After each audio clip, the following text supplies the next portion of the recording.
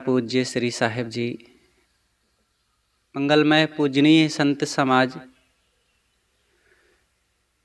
हृदय की गीत पुस्तक से इन दिनों नियमित चल रहा है सुबह का सत्संग। आज का प्रसंग है विलस रहे होकर निष्काम। विलसना, आनंद लेना, सुखी रहना। और सुखी रहने वाले कौन हैं? जो निष्काम हैं, जो ज्ञानी आत्मज्ञानी हैं। वे निष्काम होकर के विलास करते हैं, आनंद करते हैं। दुनिया के लोग भोगों में भोग विलास करते हैं, सांसारिक चीज़ों में विलसते हैं, जहाँ भय, चिंता, शोक भरा हुआ है।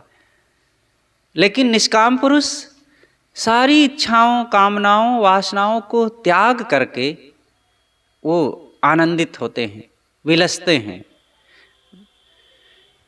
यहाँ पर कोई चिंता नहीं, कोई भय नहीं। सदा प्रतीत प्रतीतक दो हैं, दृष्टा दृश्य उन्हीं के नाम। दृश्य प्रतीत दूर दृष्टा से, चेतन ज्ञान रूप अभिराम। मन के हैं व्यापार जहाँ तक होता है जो कुछ आभास। बड़ी बड़ी उपलब्धि जगत की है, सब स्वप्न सदृश विलास। जगत दृश्य अपने प्रक्षेत्र में बदल बदल कर करते नृत्य। दृष्टा अपने को विस्मृत कर हो जाता है उनका भृत्य। जड़ चेतन दो सत्य विरोधी, आसक्ति से है संबंध। मन के संकल्पों में पड़कर दृश्य राग से चेतन बंध। जब संकल्पों को संयत कर दृष्टा होता है स्वच्छंद। राग दृश्य को भुन जाना है, जीवन हो जाता निर्बंध। मन को कर निर्बीज समाधि ही जीवन मुक्ति का साज।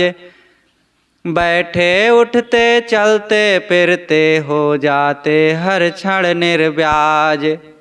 जग मंगल करते वे प्रतिपल स्वयं बने मंगल के धाम। महाशांति सागर समाधि में विलस रहे होकर निष्काम।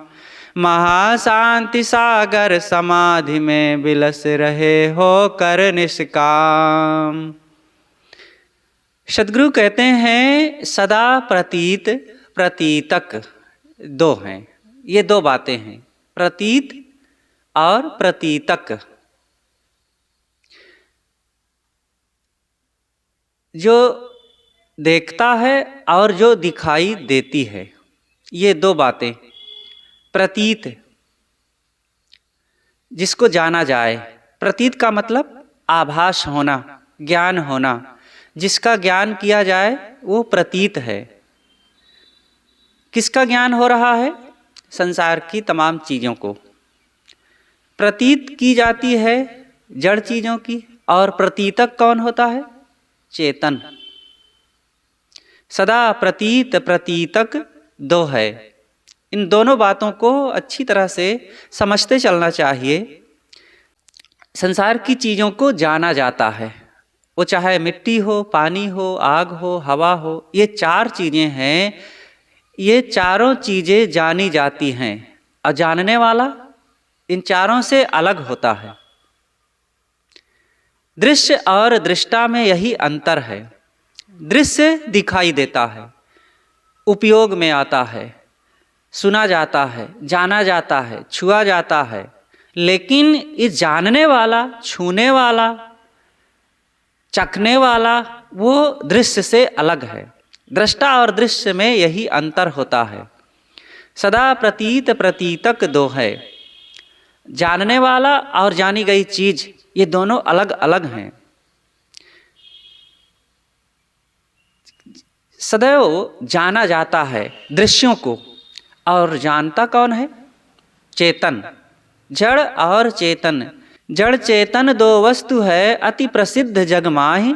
इनके पारख परिचय बिना बंधन छूटत नाही। जड़ और चेतन संसार में दो चीज़ें हैं। ये दृष्टा और दृश्य के अलगाव के लिए ये साखी बहुत महत्वपूर्ण है। इसको अच्छी तरह से मनन करना चाहिए कि संसार में दो चीज़ें हैं। कौन कौन चीज़ें? जड़ और चेतन। और ये किसी से छिपा हुआ नहीं है। जड़ को आज तक हम देखे नहीं इसलिए न जानते हो, अथवा चेतन ना मिला हो कभी, उसको न जाने हो तो हमें पता ना हो। कौन भला ऐसा दुनिया में हो सकता है जो और जड़ और चेतन को नहीं जानता होगा? लेकिन जानते हुए भी वो नहीं जानता है। उसका बोध ना होने से, उसके महारमी संत साधक ज्ञानियों से ये विचार ना सुनने से, इन्हीं रात दिन जड़ चीज़ों का उपयोग होने पर भी उसका ज्ञान नहीं होता है। जड़ उपयोग की जाती है और चेतन उपयोग करता है, लेकिन दोनों के बारे में नहीं जानता है। जड़ तो कुछ जान ही नहीं सकता है। जड़ क्या जानेगा? मिट्टी पानी को जानेगा कि आग को जानेगी कि हवा को जानेगी कि और वायु को जानेगी? मिट्टी अन्य तीनों को नहीं जानेगी, या अन्य तीनों इन मिट्टी को नहीं जानेगी। जड़ चीज़ों में किसी को जानने की कोई क्षमता नहीं है, क्योंकि वहाँ पर जानीवता नहीं है, वहाँ पर ज्ञान नहीं है, वहाँ पर चेतना नहीं है। और चेतना एक अलग पदार्थ में होता है, इसीलिए उसे चेतन कहते हैं। यहीं पर गुरुदेव जी की वो घटना याद आती है कि दो वैज्ञानिकों से गुरुदेव जी का संपर्क हुआ। दोनों से एक ही बात पूछी गई थी और दोनों ने वही प्रश्न किया था। एक के समय में तो हम थे, सन 1998 की बात है। ये करीब करीब अप्रैल मई का समय था। गुरुदेव जी भोपाल गांधी भवन के कार्यक्रम में थे। वीआईपी गेस्ट हाउस में गुरुदेव जी का निवास था। तो ऊपर गुरुदेव जी का निवास था और नीचे एक वैज्ञानिक टिके हुए थे जो मुंबई से आए थे भोपाल किसी सेमिनार में। तो उन्होंने बोर्ड में नीचे पढ़ा कि संत अभिलाष साहब अमुक नंबर कमरे में। तो वो देखा तो अच्छा, यहाँ कोई संत ठहरे हुए हैं। तो फिर आ गया और हम लोग नहीं थे, वो कमरा नंबर जान गया, वो पढ़ लिया नीचे, तो अपने से चले गए। बाद में हम देखे तो अच्छा कोई आए हुए हैं। जब पहले दिन आए तो गुरुदेव जी ने संकेत किया तो सोफा रखा था वहाँ बैठा दिए, तो बैठ गए। दूसरे दिन फिर वे आए, लेकिन अब की बार वो भगत बन करके आए, क्योंकि अब जान गए कि ये संत हैं तो संत के साथ कैसे बैठा उठा जाता है। तो अब की बार वो भक्त बन करके बड़े विनम्रता से कुछ फल और कुछ मिठाई लेकर के गए, नीचे बैठे, बातचीत होती रही। तो उसी बातचीत के दौरान में ये बात आई कि महाराज आप लोग जो कहते हैं कि चेतन आत्मा कुछ चीज़ होती है, इस बात को हम लोग नहीं समझ पाते हैं। गुरुदेव ने उनसे कहा कि आप लोग जड़ चीज़ों का अध्ययन करते हैं, तो जैसे जड़ चीज़ों को पकड़ते और देखते, जानते, छूते हैं, वैसे ही चेतन को भी चिमटी सड़सी से पकड़ने की चेष्टा कर रहे हैं। तो वो चिमटी सड़सी से पकड़ने की चीज़ नहीं है। आपने फिर उनको समझाया। संसार में जड़ और चेतन दो हैं। तो जड़ के 4 भाग हैं और 4 भाग में भी अनेक भाग आप लोग किए हैं। मिट्टी, पानी, आग, हवा, ये खास 4 मैटर हैं। लेकिन इन 4 में भी आप लोग अलग अलग अनेक 100 से अधिक तत्वों का निर्धारण कर चुके हैं। Electron, proton, neutron, phosphorus, radium, calcium आदि आदि जो अनेक 100 से अधिक हैं, 118-120 लगभग हैं। तो ये 100 और 100 से अधिक जो भी हैं, इन समस्त तत्वों में किसी में चेतना का गुण है, चेतना का लक्षण है। तो एक क्षण सोचते रहे, फिर उन्होंने कहा नहीं, किसी में चेतना का लक्षण नहीं है। तब गुरुदेव जी ने कहा कि लेकिन दुनिया में कोई एक चेतना की चीज है जो जानती है, सोचती है, सुख दुख का अनुभूति करती है, ग्रहण त्याग करती है, अपना पराया मानती है, हानि लाभ समझती है, वो है। तो फिर थोड़ा सोचने का हाँ है। तो फिर गुरुदेव जी ने कहा कि वो कहाँ पर? वो है अगर, तो वो लक्ष्य चेतना है तो टिकेगा कहाँ। जैसे शीतलता तो है, लेकिन शीतलता कहाँ से आई है? पानी से। कहीं भी कोई शीतलता होगी तो वो पानी का ही लक्षण होगा। भले वो आग में कम आंच आ रही हो, वो भी पानी का ही प्रभाव है। हवा में भले ठंडकता हो, तो हवा का गुण नहीं है, वो पानी का गुण है। हवा में जो शीतलता है वो पानी का गुण है। इसी तरह मिट्टी में अगर शीतलता है तो पानी का गुण है। और चेतना है तो चेतना का लक्षण कहाँ से आ रहा है? कोई गुण किसी गुणी में ही तो होगा। गुण और गुणी का संबंध होता है, तो कोई गुण किसी गुणी में ही तो होगा। जैसे पानी का गुण शीतलता, तो पानी में वो है। तो चेतना एक गुण है, तो कौन सा उसका गुणी कौन है?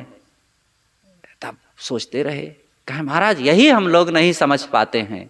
गुरुदेव जी ने कहा यही तो, इसीलिए आप लोगों को इस चीज़ों को भी समझना चाहिए। कहे महाराज हम लोगों को आप जैसे संतों के पास आकर के सीखना चाहिए ये बात।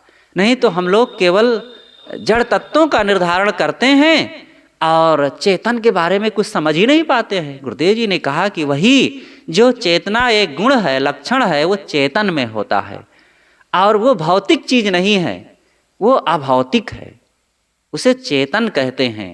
और वो सबके अंदर में है, सभी देहधारियों में है और वही इन जड़ तत्वों का निर्धारण करता है। चेतन ना हो तो मिट्टी, पानी, आग, हवा या इन कारण रूप पदार्थों से कार्य रूप में बने हुए अगणित जो कार्य हैं, वो चाहे घर हो, गाड़ी हो, मशीन हो, किताब हो और मोबाइल हो, टीवी हो, सैटेलाइट हो या कोई भी हो, कारण और कार्य, तो इन कारणों से बने हुए अगणित कार्य पदार्थ, इन सबको जानेगा कौन अगर चेतना ना हो तो? ज्वालामुखी फूटा तो ज्वालामुखी को कौन जानेगा? समुद्र जानेगा कि पानी जानेगा कि हवा जानेगी?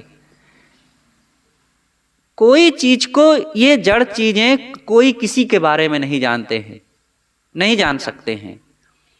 चेतन जानता है। जानने का लक्षण चेतना में होता है और जो चेतन का गुण है। तो इसलिए इस चेतन को हम समझें, उसे ही दृष्टा कहते हैं। और वो दृष्टा इन समस्त कार्य तथा कारण रूप में बने हुए फैले हुए संसार में जड़ तत्वों का वही ज्ञाता है।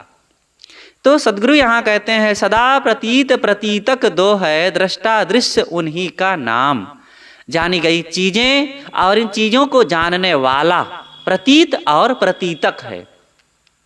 जानी गई चीजें प्रतीत है और जानने वाला इन सब चीजों को प्रतीतक है।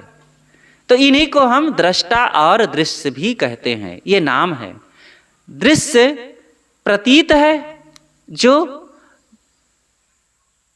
हमसे अलग है, और दूर दृष्टा से, ये सारे दृश्य दृष्टा से बहुत दूर हैं। चाहे जितना निकट का कोई हो, धन हो, रुपया हो, घर हो, पद हो, अधिकार हो, बेटा बेटी हो, पति पत्नी कोई भी हो, ये सब चेतन से, मेरे अपने स्वरूप से बहुत दूर हैं। इसलिए इन सब में कहीं मोह करने की जरूरत नहीं है। अलग केर अलगै धरे, लहु विचार को धार। सदगुरु विशाल साहब ने कहा है जो चीजें अलग है उसको अलग ही समझो, विचार से उसको ये समझो कि ये अलग है। मेरे अपने स्वरूप में कोई चीज मिल नहीं सकती है, चाहे जितना कीमती बाहर से हो। कीमती क्या है संसार में? क्या कीमती है? हमने कीमत का निर्धारण किया है, किसी को कीमती मान लिया है, लेकिन सारी चीजों को कीमत देने वाला कीमती चीजों से सबसे ज्यादा कीमती है। ये चीजें हैं, चीजों को कीमत किसने दिया है? सोना ने कभी कहा है कि मेरी इतनी कीमत है? हीरा कबहू ना कहे लाख टका मेरा मोल। किसने उसको लाख टके का कहा? चेतन ने। चेतन सबसे अलग है और वो कीमती है, और ये जड़ चीजें सब मेरे स्वरूप से बहुत दूर हैं। इसलिए हे चेतन जीव, हे दृष्टा, चेतन रूप ज्ञान अभिराम। जो मेरा चेतन है वो कैसा है? ज्ञान रूप है और अभिराम। अभिराम कहते हैं सुंदर को, आकर्षक को, मनोहर को, प्यारा को। और मेरा स्वरूप कैसा है? सुंदर है। जड़ चीजें बहुत सुंदर है। गाड़ी को देख के मुहा गए, किसी बंगले को देख के मुहा गए, किसी नर नारी को देख करके मुहा गए। अरे वो चेतन की एक झलक मात्र है। चेतन वहां ना होता, चेतन हाथ ना लगाता तो ये मकान सुंदर लगता। ये किसी का जो रूप देख करके नर नारियों का अच्छा लगता है, अगर चेतन वहां ना हो तो अच्छा लगता? तो सारी सुंदरता की सुंदरता और सारे आकर्षण के केंद्र में चेतन है। इसलिए साहब कहते हैं चेतन ज्ञान रूप अभिराम। चेतन ज्ञान रूप है और वो परम सुंदर है, परम प्यारा है, आकर्षक है। मन के हैं व्यापार जहाँ तक होता है जो कुछ आभास। मन का जहाँ तक व्यापार है और जहाँ तक जो कुछ आभास हो रहा है, जानने में आ रहा है, वो सब कैसा है? बड़ी बड़ी उपलब्धि जगत की सब हैं, सब स्वप्न सदृश विलास। संसार की बड़ी बड़ी उपलब्धियां सब स्वप्न के समान तो हैं और सब दृश्य मात्र हैं और जीव के विलास मात्र हैं। बड़ी बड़ी उपलब्धियां कौन कौन सी? कोई भी चीज हो दुनिया में, कोई भी उपलब्धि हो जिसे बहुत बड़ी कंपनी कहते हैं, बहुत बड़ी संस्था कहते हैं, बहुत बड़ा दुकान मॉल कहते हैं, बाजार कहते हैं, बहुत बड़ी गाड़ी कहते हैं और ट्रेन कहते हैं। ट्रेन का इंजन 200 करोड़ का बनता है करीब करीब, लेकिन वो भी क्या है? जीव की एक झलक मात्र तो है। जीव ना होता तो कौन ट्रेन का इंजन बनाता? हवाई जहाज 200 से अधिक करोड़ का बनता है और जीव ना होता तो कौन बनाता? बड़े बड़े सैटेलाइट और उपग्रह बनते हैं, मिसाइलें बनती हैं और चंद्रयान में पहुंचने वाला वो विमान बनता है, रोवर बनता है। कौन बनाया है? ये सब जितनी चीजें हैं जीव के सामने स्वप्न मात्र है, स्वप्न है, कुछ नहीं। मेरे अपने स्वरूप के सामने इन चीज़ों का कोई मूल्य नहीं है। मैंने अपनी तरफ, चेतन की तरफ, दृष्टा और साक्षी आत्मा की तरफ कभी विचार नहीं किया, कभी इसकी गरिमा को, कभी इसकी महत्ता को, कभी इसकी महानता को सोचा नहीं। इसलिए इसकी कीमत को कभी आंका नहीं, कभी जाना नहीं और बस तुच्छ चीज़ों में, विषयों में, भोगों में और यही पंच विषयासक्ति में फंसा रहा। कभी सोचने की फुर्सत नहीं निकाला, कभी अपने को जानने के लिए चेष्टा ही नहीं किया, किसी से सुनने का प्रयास नहीं किया, कभी ऐसा मन में उद्वेग भी नहीं उठा कि मैं अपने को भी जानूं। क्योंकि बाहर जानने की आदत है, दृश्यों को जानते हैं, बस उसी को गिनते हैं, उसी को धरते हैं, उसी को उठाते हैं, उसी को उपयोग कर रहे हैं। लेकिन जो धरने वाला, उठाने वाला, उपयोग करने वाला कौन है, इस बात को सोचे नहीं। बहुत ये अपना ही स्वरूप इतना कठिन क्यों हो गया है? इतनी आदत हो गई है हमारी बहिर्मुखता की कि जो स्वयं बहिर्मुखी है उसी को नहीं जान रहे हैं। इस मन से ही उस आत्मा को जानेंगे। अब जो इंद्रियों की दौड़ बाहर की है उसको जरा रोको और अपने इस मन को अंतर्मुखी बनाओ। मेरी जो शक्ति है रात दिन खो रही है बाहर विषयों की तरफ। आंख से बाहर देख देख कर नाना विषयों को गिनते, लिखते, सोचते, पढ़ते, उठाते, धरते, जानते, दौड़ते सारा समय बीत रहा है।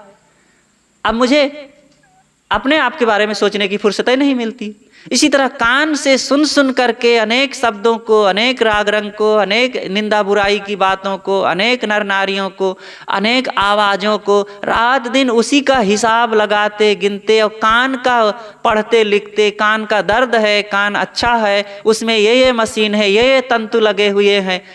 डॉक्टर मेडिकल में ये भी सोचते हैं, पढ़ते हैं, जानते हैं और बाहर आवाज़ का निर्धारण करते हैं। लेकिन कौन सुन रहा है कान से, यही नहीं कोई जान रहा है। अब फुर्सत ही नहीं है, बाहर में मस्त हैं।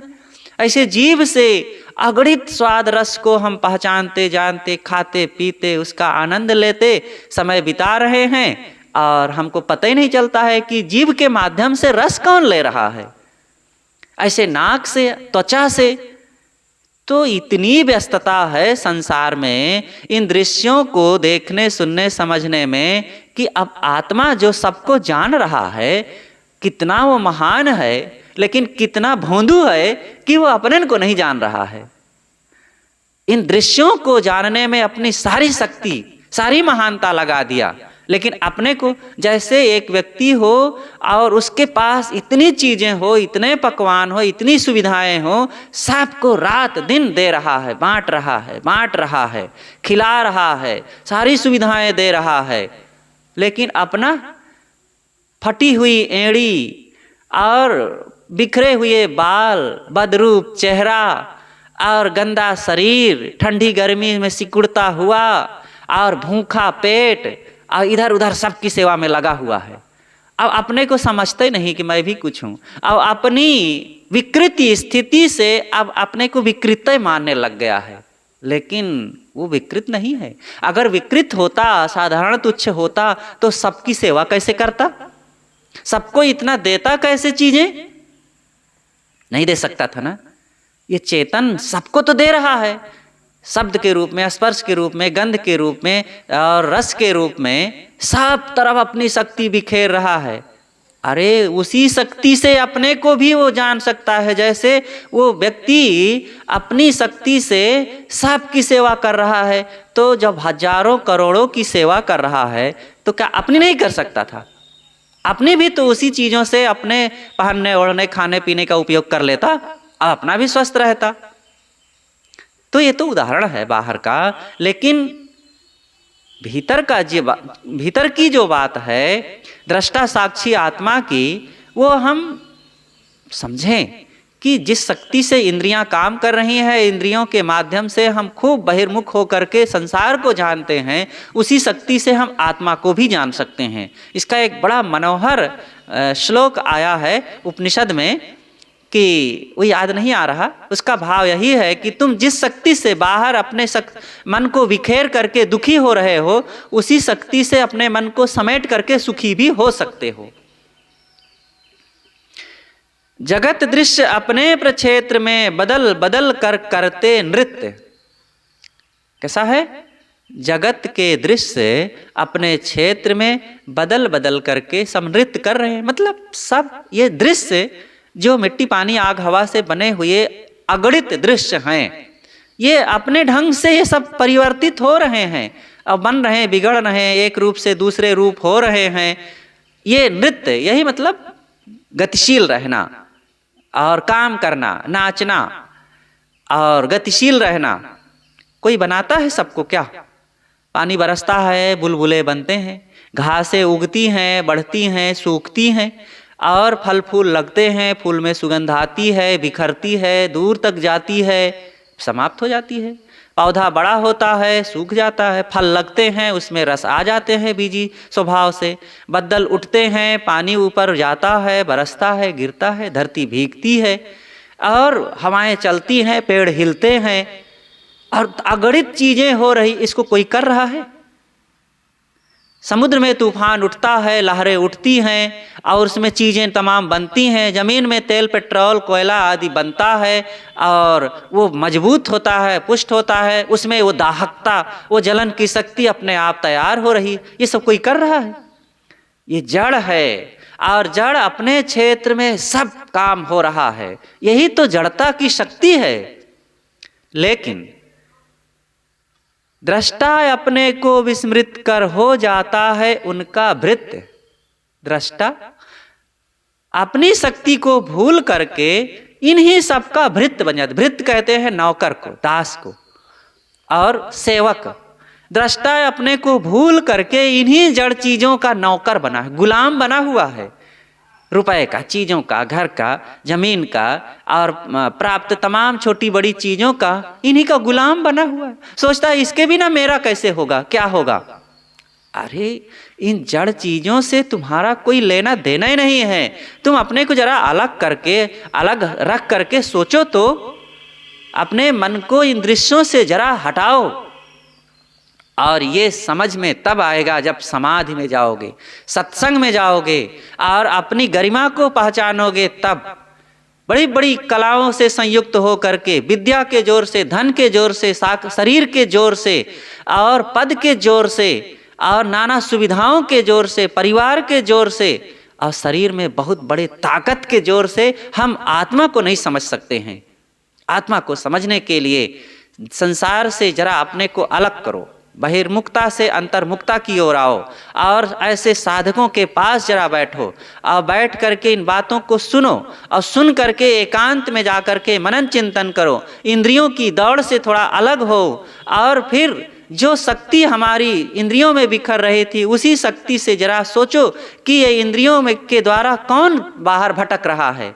तब पता चलेगा कि वो मैं अपनी शक्ति को बिखेर करके बाहर भटक रहा था और अब मैं अपने को मैं जानूंगा, तब लगेगा कि वो तो अलग ही दुनिया है कुछ। मैं अभी इन तुच्छ चीज़ों में ही अपने को बिखेरे हुए था, उन्हीं का गुलाम बना भटक रहा था। अब छोड़े वो सारा भटकाव, अपने को पहचाने, तब फिर मुक्ति का साम्राज्य समझ में आएगा कि इनके बिना मेरा कुछ नहीं बिगड़ेगा। अब मैं इन्हीं के लिए रात दिन नाच रहा हूं। एक निष्काम पुरुष की मनोदशा को सोचिए। यद्यपि निष्काम है, वो शरीर में है, तो शरीर के भाव से, शरीर संबंध से अभी भी उसे जड़ चीजों का संबंध करना पड़ेगा, मजबूरी में करना पड़ेगा शरीर के कारण। लेकिन उस निष्काम दशा को ही समझे। विदेह मुक्ति की बात तो अलग है, लेकिन जो सदेह रह रहा है, मुक्त रूप में है, निष्काम पुरुष है, उसको भला क्या चाहिए? वो गुजारा की बात है, देह के गुजारा हो रहा है और वो कुछ नहीं चाहता है। उसी का सुख इतना वर्णनातीत है। वहाँ शोक नहीं, भय नहीं, चिंता नहीं, क्लेश नहीं, लेना देना नहीं और शरीर को अपना मानना नहीं। इसलिए रोग व्याधि के लिए भी बहुत मन में रात दिन जो पीड़ा सोच सोच के हो रही है वो कुछ नहीं है और किसी तरह का मानसिक द्वंद्व नहीं है। रही बात शरीर की, अब थोड़ा सा गुजारा हो, वो अपने आप हो रहा है, प्रारब्ध जुड़ा हुआ है, प्रारब्ध अपने आप सब पूरा कर रहा है। और जब मान लो कि अब ये शरीर में भी ना रहे, इसी रहनी को अपनाए हुए, अब उसको इस संसार के जड़ प्रकृति से क्या संबंध रह गया? अब वो अपने आप जड़ प्रकृति में तो हलचल हलचल रात दिन है और मेरे अपने स्वरूप में कोई हलचल नहीं। इस प्रकृति जो रात दिन नाच रही है, इससे मेरा कोई संबंध ही नहीं रह जाएगा, क्योंकि ये अलग है।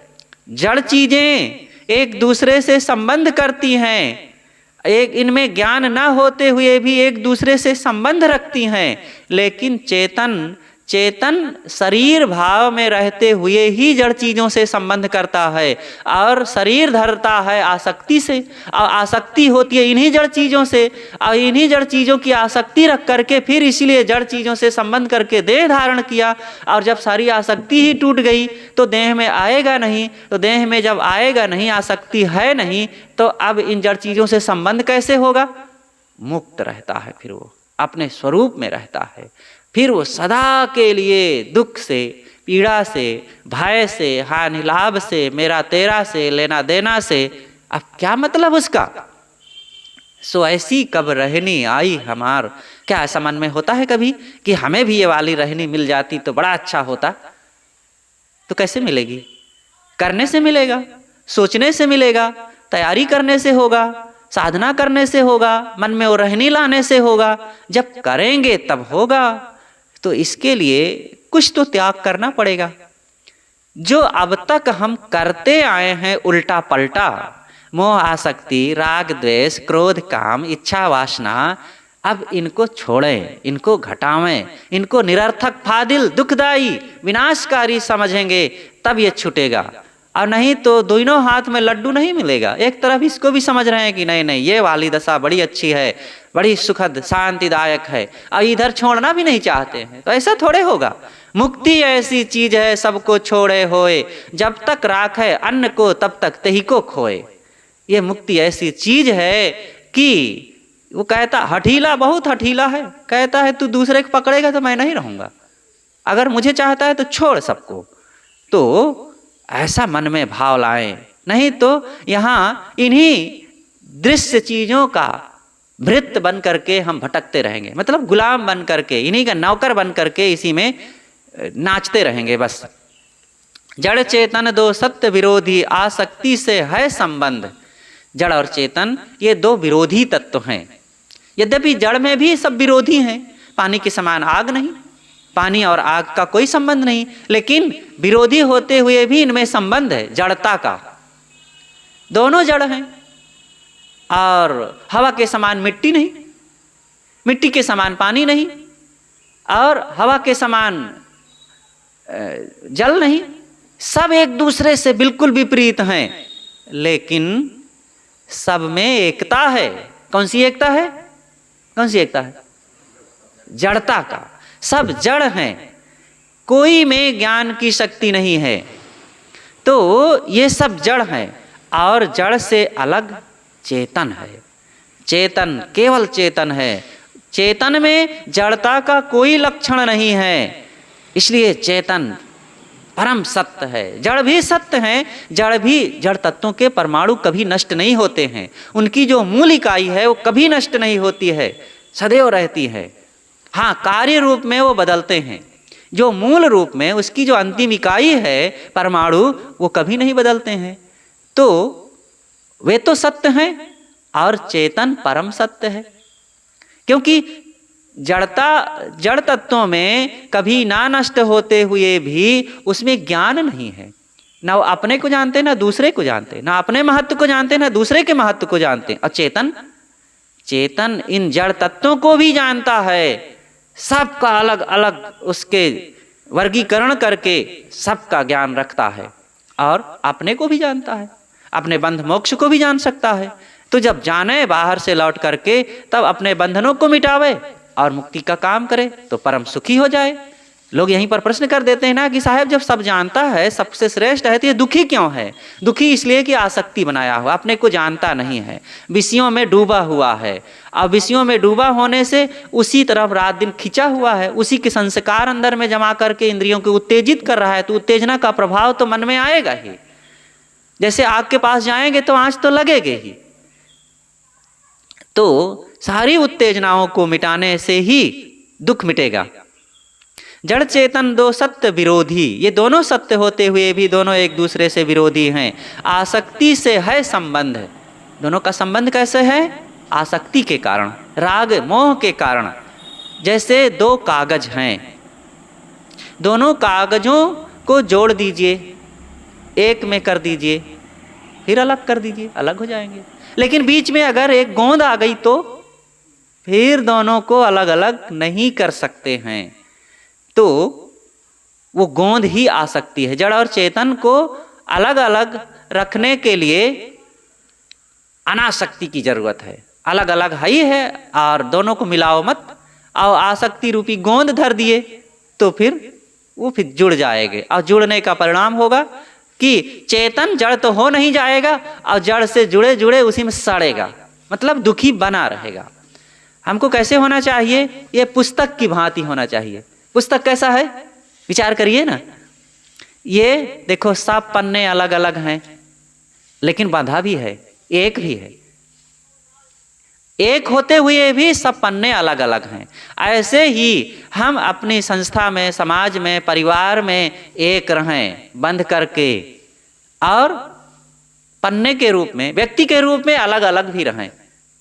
ऐसा रहने से व्यवहार भी होगा और परमार्थ भी बनेगा, शांति भी मिलेगी और निश्चिंतता भी रहेगी। तो इस तरीके से जब जीवन को जिया जाए, एक बहुत बड़ा विज्ञान है अपने को सुखी करना। हमने जड़ विज्ञान को खूब समझा, लेकिन आत्मविज्ञान को कभी सोचने का प्रयास ही नहीं किया। इसीलिए आत्मज्ञान बिना नर भटके सब तरफ भटकता रहता है, दुख पर दुख भोगता रहता है। जब संकल्पों को संयत कर दृष्टा होता है स्वच्छंद, राग दृश्य से, राग दृश्य का भुन जाता है, चेतन हो जाता निर्बंध। जब यह चेतन जीव संकल्पों को संयमित कर लेता है। संकल्प किसे कहते हैं? रात दिन जो हमारे अंदर में विचार उठ रहे हैं। अब वो विचार अच्छे भी होते हैं, बुरे भी होते हैं। ये विचार उठ उठ करके हमें क्रियान्वित करते हैं, हमें, हमारी इंद्रियों को। और जब रागात्मक संकल्प उठेंगे तो इंद्रियों को राग भाव से क्रियान्वित करेंगे और वो क्रिया अमर्यादित होगी, अव्यावहारिक होगी और दुख को पकड़ करके हमारे पास ले आएगी। और फिर उसका प्रभाव हमारे अंतस में क्या होगा कि पश्चाताप, शोक, पीड़ा, अशांति, दुख के रूप में। और जब वही संकल्प शुभ होंगे, त्यागमय होंगे, विवेकमय होंगे, विचारमय होंगे, तो उस भाव से झंकृत होकर के जब इंद्रियां क्रियान्वित होंगी तो उसका प्रभाव होगा कि शांति, निश्चिंतता और अच्छा कार्यकुशलता, बाहर सब कुछ शुभ होगा और उससे मन में निश्चिंतता, निर्भयता होगी और उसके संस्कार अंदर में बन करके निष्कामता उत्पन्न होगी। और जिसके जीवन में निष्कामता आ जाती है फिर क्या पूछना, ये जीवन मुक्ति का धाम बन जाता है। फिर तो जब संकल्पों को संयत कर दृष्टा होता है स्वच्छंद,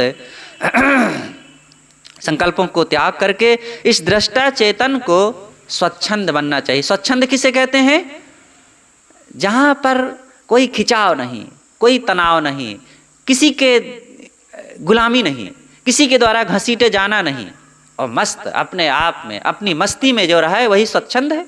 अब यहाँ पर ये स्वच्छंद होने का मतलब उच्छृंखल नहीं, किसी ढंग से मनमानी नहीं, उद्दंड होना नहीं, एक नियम, एक मर्यादा, एक पवित्र भाव रख करके हित अहित स्वपर का ध्यान रखते हुए जो जीवन को जीता है वो सच्चा स्वच्छंद होता है।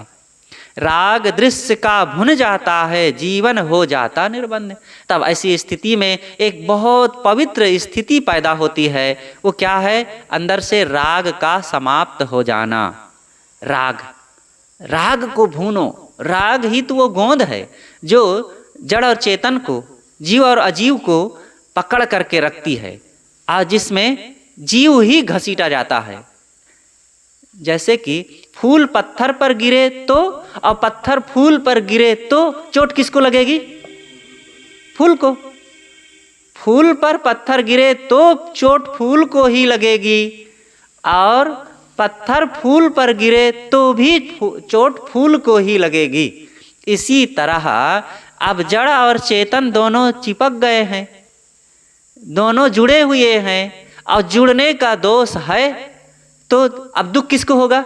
जड़ को होगा कि चेतन को होगा? जड़ से चेतन जुड़ेगा तो भी चेतन को दुख, और चेतन से जड़ जुड़ा है, अब वो क्या जुड़ेगा? लेकिन अपने अज्ञानवश उसी से जुड़ गया तो भी दुख किसको होगा? चेतन को ही होगा। जड़ को क्या दुख होगा? इसीलिए हम समझ नहीं पाते और हम अपनी गरिमा को जब भूलते हैं। इसीलिए संत जन कहते हैं एक बात बड़ी महत्वपूर्ण है कि आत्मज्ञान, आत्मा को भूलकर अपने स्वरूप का विस्मरण करके ही सारा दुख है। जब अपनी गरिमा को, अपने आप को समझ लिया जाए तो फिर अपने आप वो सावधान रहेगा, सजग रहेगा, जड़ का उपयोग करते हुए भी कहीं मोह नहीं करेगा और कहीं मोह नहीं तो कोई दुख नहीं। इसलिए जड़ से चेतन संबंध करे तो, चेतन से जड़ संबंध करे तो दोनों में दुखी तो चेतन को ही होना पड़ेगा। इसलिए चेतन अपने को समझे। और हम आप सब कौन हैं? सौभाग्य है कि हम लोग चेतन हैं। अजड़ होते तो क्या होता? जड़ हो नहीं सकते, उसके बारे में काहे गर्दन हिला रहे हैं? जड़ कैसे हो जाएंगे? हम लोग जो हैं सो हैं। अब सोचें कोई सौभाग्य से सूर्य प्रकाश स्वरूप है, अगर वो अंधकार होता तब क्या होता? ऐसा कभी हो सकता है क्या? सूर्य अंधकार कभी होता तो क्या होता? अरे वो सूर्य प्रकाश तो प्रकाश ही है, वो कभी प्रकाश से अंधकार हो ही नहीं सकता है। इसलिए चेतन चेतन ही रहेगा। मन को कर निर्बीज समाधि ही जीवन मुक्ति का साज। अब साहब और व्यवहारिक रूप देते हैं साधना का कि हे साधक तुम मन को निर्बीज करो। बीज किसे कहते हैं? बीज से ही तो फसल होती है, फसल से ही तो अनाज होता है, अनाज को ही तो खाया जाता है। और यहाँ पर क्या है? बीज क्या है? वासना। और वासना से ही सारे कर्म होते हैं रागात्मक। जड़ चेतन का संबंध और तमाम दुनिया की भाग दौड़ जो रागात्मक है वो सब किससे हो रहा है? वासना से। वासना एक तो भयंकर वासना है जो जन्म मरण का हेतु है, शोक संताप का कारण है, और एक सामान्य वासना है जो व्यवहार करवाती है। उसको हम शुभ संकल्प भी कह सकते हैं। लेकिन यहाँ पर जो बात आई है वो मन की वासना जो हमको भटकाती है, दुख देती है, रागात्मक संस्कार, तो इसी को भूनना है। तो इन रागात्मक संस्कारों को जलाओ। और जलाया कैसे जाएगा? दृश्यों के मोह से ऊपर होकर के, मोह को मिटा करके। तब क्या होगा? समाधि ही जीवन मुक्ति का साज है। जब वासना को जलाओगे तब समाधि की ओर धीरे धीरे जाएंगे और समाधि में ही फिर मुक्ति का अनुभव होता है। मुक्ति का अनुभव करना है तो समाधि में जाओ। और उसके लिए और छोटा सा एक उदाहरण है कि निद्रा में जब जाते हैं तो उस समय कौन सा दुख रहता है? कोई दुख नहीं। कोई कर्जदार है तो, कोई के दुश्मन घेरे हुए हैं तो, शरीर से रोगी है तो, और गरीब है तो, और किसी ढंग से अभाव, तंगी, परेशानी, विपत्ति से घिरा हुआ है तो भी जब गहरी निद्रा है तो कोई दुख नहीं, क्योंकि उस समय चित्त विलय हो गया है। ये एक अवस्था का प्रभाव है, अवस्था से ही सही। लेकिन जब निद्रा में बहिर्मुखी वृत्ति नहीं रह गई और हमारी जो अंतर्वृत्ति है शांत लौट करके अपने स्वरूप में पहुंच गई है अवस्था के प्रभाव से, तो उस समय भी कोई दुख नहीं रहता है। लेकिन जब जागृत अवस्था में बोधपूर्वक साधना के प्रभाव से, मन इंद्रियों के संयम से अपने मन को स्वश करके, इंद्रियों को शांत करके अपने उस बहिर्मुखी वृत्ति को स्वरूप में केंद्रित कर देंगे तो उस समय समाधि कहलाएगी वो दशा। और फिर सोचो कि मैं जागृत भी हूँ, अवस्था का कोई निद्रा का प्रभाव भी नहीं है और मेरा मन बाहर चल भी नहीं रहा है। उस समय फिर सोचिए कैसा आनंद रहेगा ना। कोई भय नहीं, कोई चिंता नहीं, कोई हानि नहीं, कोई दुख नहीं, और कोई कहीं खिंचाव नहीं, कोई राग नहीं, कोई प्यारा नहीं तो कोई बैरी नहीं। वहाँ पर लड्डू का रस ना लीजिए। अब फिर मन के द्वारा बहने लग गए, ये तो विषय में फिर चले गए। कोई विषय की खिंचाव नहीं है, न शब्द, न स्पर्श, न रूप, न रस, न गंध। इसी को रूमी साहब ने कितना बढ़िया कहा है, चश्म बंदो गोश बंदो लब्बी बंद, गर नबीने सर्र हक बरमन बखंद। आँखों को बंद कर लो, कानों को बंद कर लो और मुख को बंद कर लो, इसके बाद भी तुम्हें सत्य का दर्शन ना हो तो मेरा मजाक उड़ाना। जो कह रहा हूँ वो सत्य कह रहा हूँ, तुमको विश्वास नहीं हो रहा है ना। काम ऐसा करो और फिर लाभ ना मिले तब फिर मुझे बदनाम करना। अब मेरा कहा मान नहीं रहे हो, जीवन को ऐसे बना नहीं रहे हो और बातों के बतंगड़ से, व्यर्थ की दलील से तुम कुतर्क कर रहे हो। इसीलिए तो मैंने पहले ही कहा ना कि बुद्धि के जोर से, विद्या के जोर से, धन बल अनेक जोर से हम इस स्वरूप दशा को अनुभव में नहीं ला सकते हैं। इसके लिए बाहर का सारा जोर मिटाने पर ही ये संभव होगा। तो साहब कहते हैं समाधि ही जीवन मुक्ति का साज, बैठे उठते चलते फिरते हो जाते हर क्षण निर्व्याज।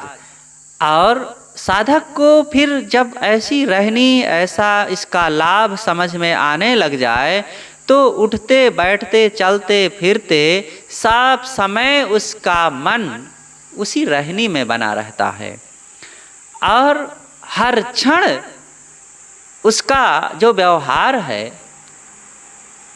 वो पवित्र होता है और निर्व्याज। जो आज तक हम वासनाओं का ब्याज चुका रहे हैं ना, क्या कर रहे हैं? अपने मन को, इंद्रियों को विषयों में लगा लगा करके उसके आसक्ति के संस्कार अंदर में बटोर बटोर करके और उसी का ब्याज चुका रहे हैं। चक्रवृद्धि ब्याज की दर से उसी का परिणाम भोग रहे हैं ना। अब निर्व्याज बनो। अब मन को जब बहिर्मुखता से अंतर्मुख करेंगे बड़ा जल्दी वो कर्जा पट जाएगा और बहुत जल्दी निर्व्याज हो जाएंगे। लेकिन जब काम करेंगे तो नहीं, तो ब्याज बढ़ता जा रहा है और इसको चुकाना होगा हमें। और कर्जदार व्यक्ति कभी शांति सुकून की निद्रा ले पाता है भला? चैन से बैठ सकता है भला? इसी तरह विषयों में भटकता हुआ ये मन कभी भी शांति नहीं पाता है।